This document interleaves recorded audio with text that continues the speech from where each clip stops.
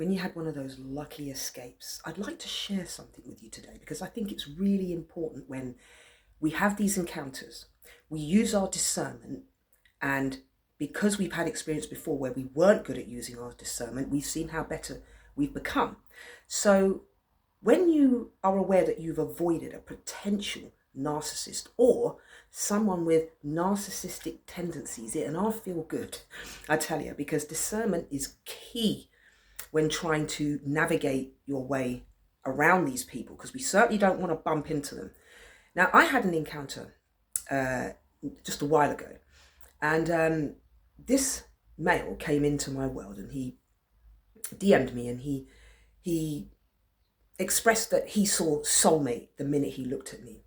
So this guy was interesting. He was cool. So I got to engage and have conversation with him because I wanted to know more. I wanted to see if he could see past himself and his own desires and wants. And he couldn't, because this guy was reading into something that hadn't even happened. And this is when I knew I needed to, one, get clarity, two, be extremely unambiguous, which means I'm going to be as clear as they come. And still, this guy is going off on his own tandem. He's not listening. Because at the end of the day, soulmate, they're potent words. They're not simple, easy words. So if you say that, it means you have some intention down the line that you want it to be more. So I had to make it quite clear that, hey, listen, getting to know people and networking, because he does music and I do music, and I'm a friendly person and I just like to network and meet people. But I don't meet people because I've got an agenda. Oh, I fancy him. Oh, I'm only going to get to know him because I fancy that person. I want them to notice me. No, I just think that's awful. And I think what that does is it puts the person under pressure. And that's what I was feeling. I was feeling under pressure. And I had to make it clear to him, you do know that if you come down to visit, you should come down to visit because this is a beautiful place to have a holiday. I can be your chaperone. I've got no problems, teaming up with you to do that. But I do not want you thinking that this is all gearing up towards us looking to see if there's a romance involved. Now, you see, I didn't want to get to know this guy with just the agenda of romance. I was just simply wanting to get to know the guy because people can be cool, people, you just get to know people. And if there can be a potential friendship, great. And if you stay in touch, great. But none of these things were appealing to me, and it was far too early on. And one of the red flags that came up is he kept mentioning the job that I do here, and my work on social media. Oh, would you ever give that up if you fell in love? And it's like, well, no, of course I wouldn't. And who would? Who would give up what they've been doing that they get enjoyment out of because they've met someone? So that's a red flag right there, because why would you ask that? And why would you keep going on about red flag number two? Oh, I'd like us to keep talking more, but I don't want to interrupt in your work. Hey, listen, we're far too early for that. And I've never once mentioned that your job, which is a job where he's out for hours and long distance, does that ever bother me? That means that is something that will bother them in the future. You doing that will bother them because that's why they're asking about it so early on. Oh, I don't want to interfere. Oh, I don't want to, get in the way if you're busy. No, that's very much what you want to do, but very much later on down the line. Because remember, these people want to appeal to you in every sense of the word because they want something. And that's never a good idea to get involved with someone because you want something. Whatever makes you think you'll get that back. Because there was nothing from me that even mentioned, I'm feeling it too, Let's hang out together because we both want to know about if there's a love interest. I didn't. And this guy was pushing it there and pushing it there. And then when I would say this is going a bit too fast, he'd go, oh, there you go again, trying to rush things. I'm not rushing things at all. He was. And when he realised, I thought to myself, I'm going to have to let this guy know that, listen, there is no love interest here. The minute he knows that, he holds off for a day or two and then finally gets in touch with me, nice and calm, says, yeah, okay. And then he goes, well, I think I will leave it at that now. And I don't hear from him anymore. See, this is what happens when people are inauthentic. They can't stay around you because he had an agenda. And that's never a good idea, because it means you're already placing someone in an environment that you haven't even asked them if they are up for that. Attraction, physical attraction especially, has to be a two-way street.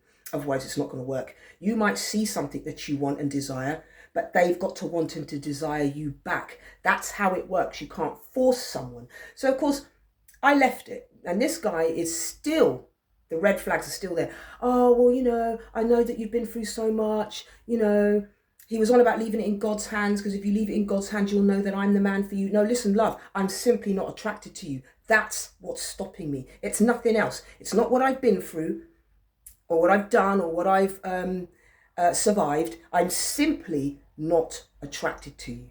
But I didn't bother saying that to the guy, because now he's leaving me alone. And I just thought, leave it. That's just ego talking there. I don't need to let this guy know that I wasn't physically attracted to him. He already knew that. But he wasn't listening, and he kept pushing for more. And that's when I had to ask him, could you just elaborate on what you mean by soulmate, so we can have no blurred lines. There can be no misunderstandings here, because this is what some of these people want. They want the blurred lines and the misunderstanding, so then they can turn it back on you and say, you've played with my heart, you played this, you played that. Now listen, I live about 300-400 miles away from this person, and so don't think for a second this guy is going to travel that far and not expect anything. He was. And I tested him on that, and he was, no, we're just taking it easy. Yeah, we're just... No, you're not. You're coming down here with the belief that something else will happen. And if he doesn't get that, then in comes the anger, my darlings. We've all been there. We've had this. The temper tantrums from the female, if you're a guy that's having this problem. It's the same old crap.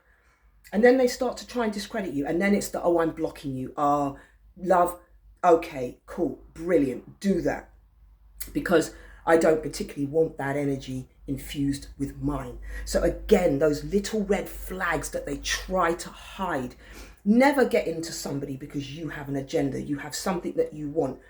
Well, you can want all you like, but it's a two-way street. So be careful, just be mindful, and keep that discernment up, especially when you're engaging with someone that says they have interest in you. Well, you're interested in me in what way?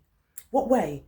Make sure, because for when somebody says, oh, I don't see any value in you now, because they couldn't get what they wanted. Wow. Red flags blowing in the hurricane if I ever saw it. So on that note, I just thought I'd share that story with you, because if this is something that you've just experienced, that you have experienced, or you're experiencing still, just remove yourself, because they're playing games. They're playing emotional games. And when you tell someone that you're openly emotionally intuitive, right, and they're still at it, it means they don't believe. They're just doing that fake reflection. Oh, I see things like you do. I'm affiliating like you do. No, they're not. They're lying. And when they don't get their own way, that's when you'll see the real truth come out. And so this guy was able to get in quite a temper and have a nasty predisposition about him the minute he realized that, look, I'm making it very, very clear. I knew that had to happen, because this guy was already blurring the lines already, and I had to put him straight. And I was right. When I said to him, when you come down here, you can't expect any. Oh, I'm not expecting nothing. No. But you were, though. He was, though. Because the minute I shut that down, the possibility of any sort of romance, suddenly I'm not worth the time of day. But before that, I was interesting, I'm beautiful, I'm all these things. Yeah, that was him love bombing me, because he thought that I was just going to go, I can't believe I'm hearing all of this. I'm not egotistical. I don't need you to tell me all of those things. And that's not going to get me to love you, because I have to feel that independently.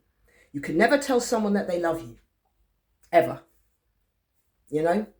And so let this be a lesson to all of us. Those who are in pursuit of someone and you don't get them, you have to just live with it. But this particular person here wasn't looking to live with the answer. He knew damn well I wasn't really into it, but he was still going to try and push it there anyway. And the fact that he asked me about the things that I was doing and how he didn't want those to be interrupted. Oh, I don't want to interrupt you. Yeah, you do. That's an issue to you, but you doing long distance driving isn't an issue to me. You see, can you see where we're going with this? Why would what I do in my spare time be something that you don't want to get in the way of? Because that's something he is exactly going to get in the way of When he thinks he's got me and I'm now his woman, that's exactly what was going to happen. See, the thing is, I see this way, way, way ahead. I see this way ahead of them, and they still don't listen. So if they don't want to listen, guys and girls, you just observe, trust your own intuition that you know what you're seeing is what you're seeing, and cut it off. The best feeling I ever had is cutting it off. So do the same, my sweethearts, and save yourselves that nightmare, that awful encounter that we all know can end people, and we don't want that. So it's all about dodging that narcissist and using our discernment. So on that note, my loves, have a wonderful day, be safe, and as always, Jana.